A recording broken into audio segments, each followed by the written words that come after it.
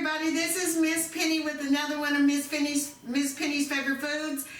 This is an oldie goodie, but you're gonna love it. It is homemade chicken and dumplings. We're gonna get started, and we'll talk about it as I do it. Okay, first of all, we are going to take 2 cups of all-purpose flour. 2 cups. And if you're gonna make more dumplings, add more flour. But for what I'm doing, 2 cups is good. Okay, to that, very simple. A teaspoon of salt, a teaspoon of onion powder. And a little bit of parsley flakes. Now, when I was growing up, a lot of people killed their own chickens. My grandmother didn't go that far, but she was raised on killing your chickens and making your dumplings.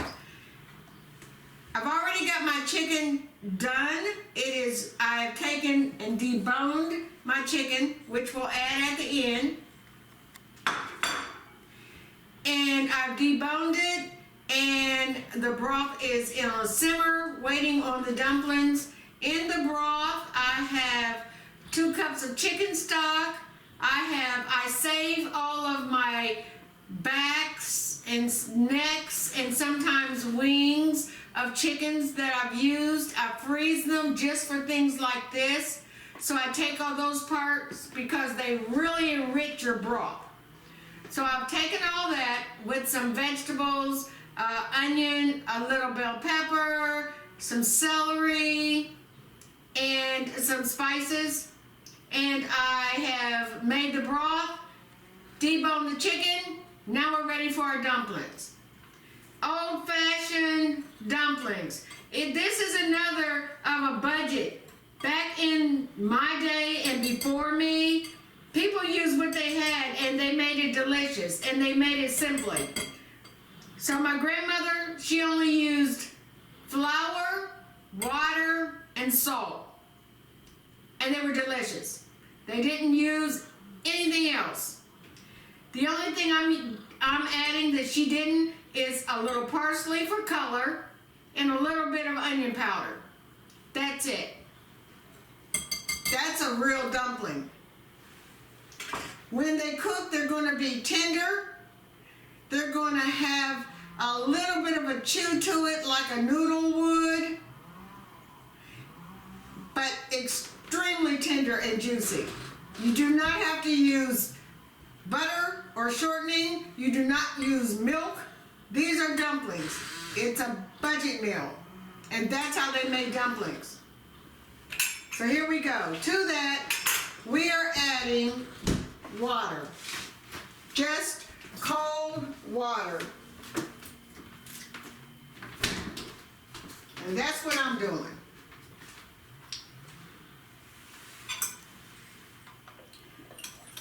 And you add until you get a dough. You just add water, and as you can see, you can understand how you could feed your whole family, no matter how big it was, with dumplings and a few pieces of chicken, and make it stretch. And everybody's full and happy. That's the purpose of a dumpling. I've made these all of my adult life, and it's one of the most asked for dishes that I've ever made. And the same with my grandmother. Everybody loved her dumplings. It was a Sunday meal. It was a special meal. That's how good they were. All right, so you have your dough. So now we're going to roll out the dough. Don't need that anymore, don't need that anymore. We'll put that over there.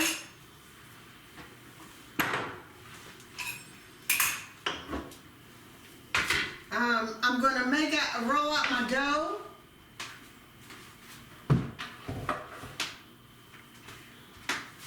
I'm going to roll out the dough on the marble. So that's the best way to make your dough. If you can do it on marble, that's the best way. If you can do it on wood, that's a good way too. Whatever you have, whatever kind of countertop you have will work. It will work. Alright, so you take it, flour your hands a little bit so it doesn't necessarily stick, and then you put your dough out on your surface of how you're going to roll them.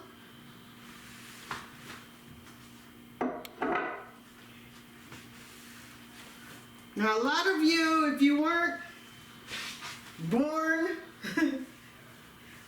at the time when I was born in 1955, and this was going on way before I was born.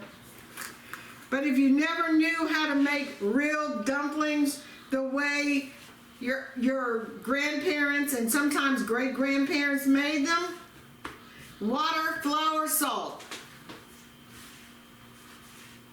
That's it. And anybody who's lived or know their grandmother and seen them cook, or their great-grandmother in some cases, you'll know what I'm talking about. Dumplings is a simple meal. Feeds a lot of people, cheap. Very, very cheap. So you get it until your dough gets dense. You start it out a little wet, and then you work the flour into it. You will need a surface for this because you have to work that flour into your dough so that it absorbs into there and it gets drier. You want it to get drier. You want it to get drier. Once it gets like that, once you get it like that, you can think about rolling it out. I always use my fingers to start, and that way I can feel and make sure my dough isn't wet. And also, when you make your dumplings, the flour that's in it will thicken up your chicken broth. There's no need to add extra flour.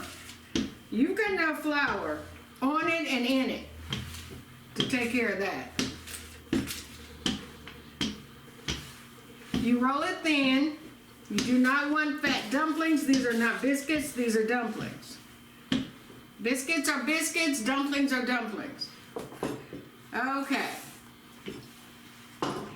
I take my pizza cutter and I just cut.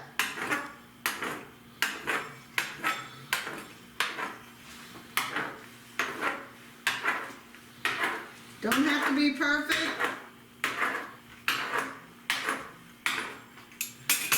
Alright.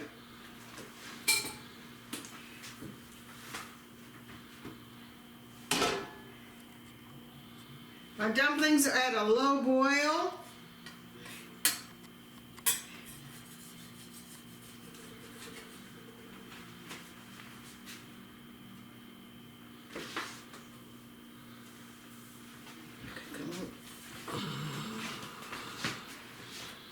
And you can look in the pot here and you can see them boiling.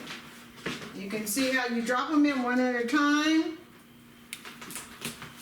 And you keep doing it until you get them all in.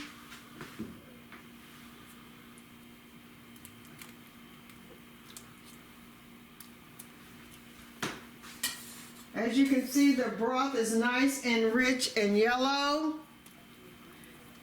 Just before I put my dumplings in, I put a nice little piece of butter, say a couple of tablespoons of butter, just to enrich my broth. And butter gives it a flavor that just completes it.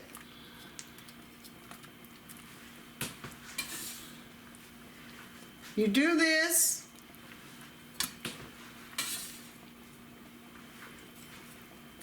and you see that dumplings are not scary. Anybody can do them. You can't really mess up, just stir them occasionally so that they don't stick. As you can see, they're nice and thin. See, they're nice and thin. You want thin dumplings. They're going to plump a little bit, which you want, but they are still going to be thin. Thin, delicate dumplings. Water and flour and a little salt. And you've got dinner for a family of however many you need. And you can understand why dumplings were a staple.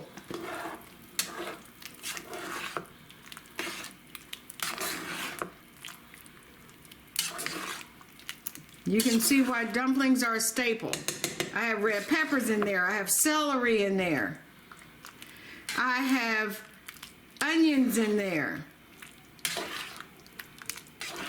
I have green onions in there. I have red onions in there.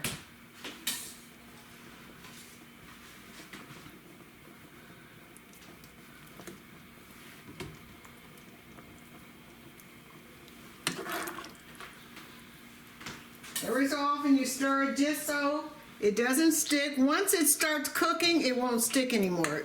But you just have to make sure at the beginning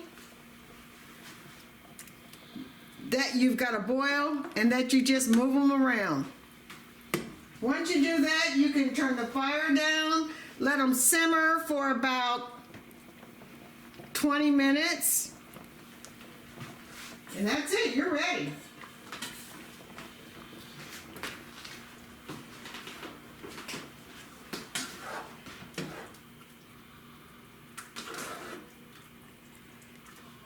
I'm going to let them simmer for about 10 minutes before I add my chicken. And then I'll let it simmer for another 10-15 minutes and it'll be done. I'll come back with the finished product and you'll see. Chicken and dumplings. The way my grandmother made it, the way I make it. Flour, salt, and water. That's it. All right. See you in a little bit. Hi everybody, this is the finished product, the chicken and dumplings, old-fashioned chicken and dumplings. As you can see, the broth is thick and rich. The broth is thick and rich. Goes great with some cornbread muffins. Bon appetit. Enjoy. Thank you for watching. I'll have the recipe in the description. So thank you so much for watching. That's what's for dinner today. All right, thanks. Love you. Bye-bye.